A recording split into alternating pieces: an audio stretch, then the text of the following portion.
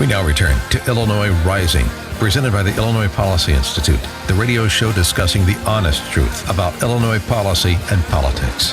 Here's AM 560's Dan Proft.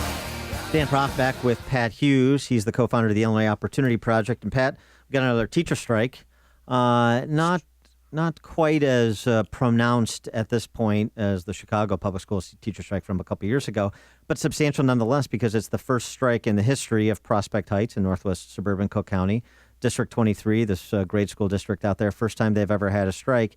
And it's reportedly for the kids, so says the teachers union, but it seems they're pretty obsessed with salary for it to be about the kids. Maybe they're cutting the kids in on their cash. Yeah, I don't know if the kids are getting a kickback for participating. It's never about the kids in these circumstances. This is a school district, Dan, where the teachers are very, very well compensated.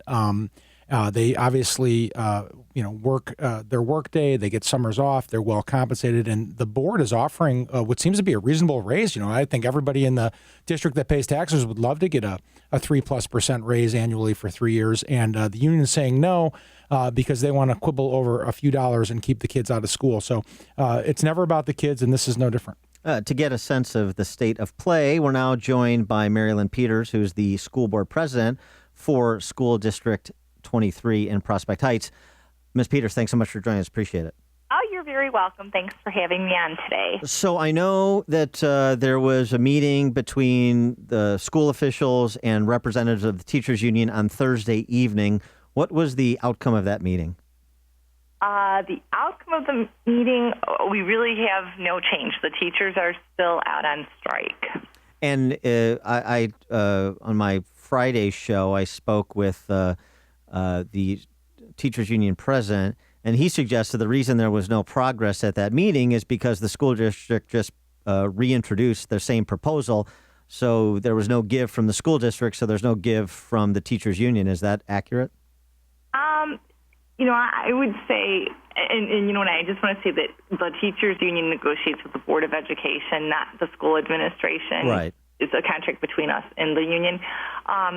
We went in there yesterday, and there's many different points on the table that have sort of been going back and forth. And what we wanted to do was pull out the points that we are very close on, that we felt we could come to agreement on rather quickly last evening. And so those 3 or 4 points, we told the mediator we'd really like to get together on these tonight and get some TAs done. And so that is what we sent over to the union.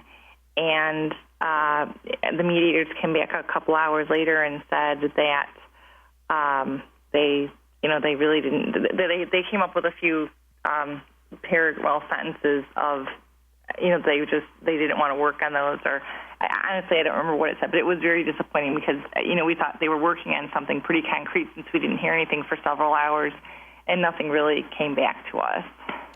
Ms. Peters, it's Pat Hughes. Thanks for joining us. A lot of times in these circumstances, there's a lot of pressure, I think, placed on the parents of these children, right? Their kids are sitting out of school. They have to figure out a way to fill their day. A lot of these folks are families where both parents work, or it's a single parent who works. Right. You are offering over 3% raise over 3 years for most of these teachers, which I think the taxpayers in your district and certainly the parents, I think, would be grateful to be receiving those types of raises in the private sector. What is the mood of the parents of the teachers, or parents of the students? Because I think oftentimes their willingness to support the board goes a long way to allowing a good negotiation on behalf of the taxpayer.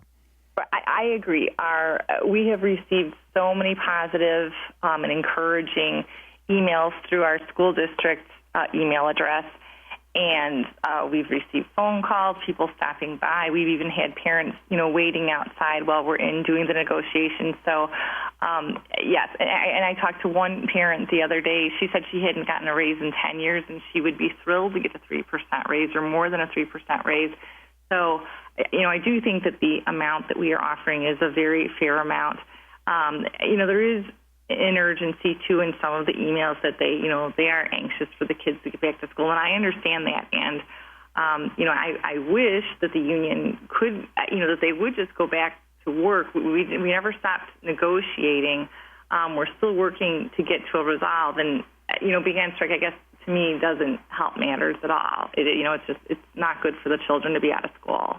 Yeah, it's not, although I'd like to tell the parents or encourage the parents. I'm a product of Chicago Public Schools, so when I was in grade school, they would strike from time to time, and I would miss school. And Dan will tell you it didn't impact me negatively at all. So hopefully these parents understand that a little bit of time out of school in order to make sure that they're protected, their long-term interests are protected, the district is protected, is something that they can reasonably do. And frankly, the blame here, given what I think are very generous contract parameters by the board, should rest with the union because they're the ones that are keeping the kids out of school at this point.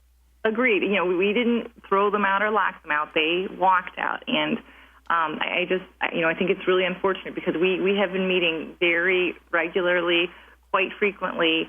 It's not like we had stalled in our negotiations, so it's disappointing, and I know it's upsetting for parents.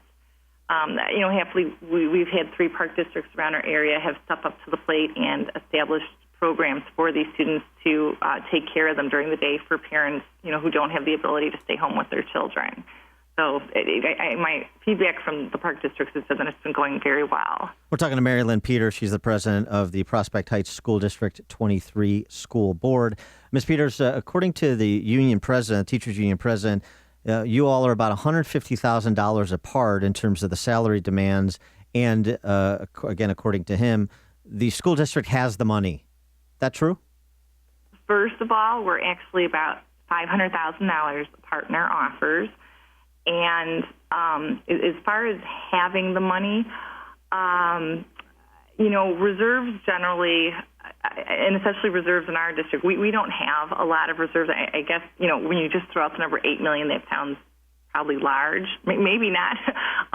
But our reserves compared to other school districts around us is not that large at all. In fact, our state aid that we received the full amount, where other school districts around us, they were shorted a couple of percentage points because their reserves were larger. So going into reserves to offer 4.5% raises, I don't think is the right way to handle the situation. The union president also suggested that, we're trying to retain and attract the best teachers, and Prospect Heights District 23 has one of the lowest salaries in the region. And so we just want to make sure that we retain these good teachers that the families in our district like, and attract good teachers of that same quality when the existing teachers retire.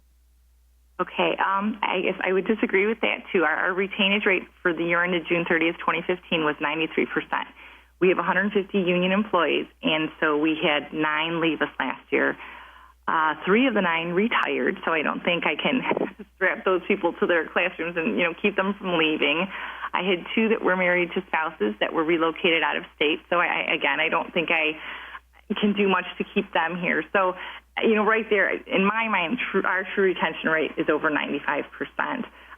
You can't figure it that way, though, based on the true definition of the word. But I think our retainment of our staff is phenomenal. Additionally, we did hire 13 new people for this school year, and for every position that we had open, we would receive between 200 and 300 resumes for each one. As far as looking at the salaries, the wages that we pay, we have a chart on our school district website. We pulled all the data from the Illinois State Board of Education, and honestly, and I actually have a copy of it right in front of me, we compared ourselves to surrounding districts that have a similar EAV, which is the Equalized Assessed Valuation for the homeowners in those various school districts. That is the best way to compare your school district to other school districts based on the size and values of the homes in your community and the property taxes they're paying. So when we do that, we look at the surrounding districts, Mount Prospect 57, Des Plaines 62, Arlington Heights 25, so on and so forth. And honestly, we are right smack dab in the middle. And our beginning salaries, actually, we are one of the highest out of that list of 8 surrounding school districts with very similar EAVs. So I would disagree. I think if you just pick and choose different districts to compare your salary to, you could find one higher, find one lower. You need to compare yourself to those with a very equivalent EAV value. And I also want to throw out, it's not just looking at what is a salary. You have to look at the whole package. And We pay roughly 70% of our teachers' insurance benefits. We pay into the THIS program, which, of course, all districts do. But you have to look at many things. You have to look at how many days we work. We require our teachers to be there for a minimum of 7 hours a day. That's, not standard in districts across the board. They all have a different length of work day. Our school year is 185 days. Other school districts have other, their calendars are different and have different numbers of days. So to me, you really have to look at the whole package. It's not just pulling a salary number, but even if you do pull the salary numbers, I'd say we're right smack dab in the middle with other similarly sized school districts, not similar sized school districts, but school districts that have similarly valued properties. Demographics, right. Excellent point in terms of the entire compensation package. Mary Lynn Peters, School Board President for Prospect Heights School District 23. Thanks so much for joining us. Appreciate it. You're welcome. Thank you for having me on today. Thank you.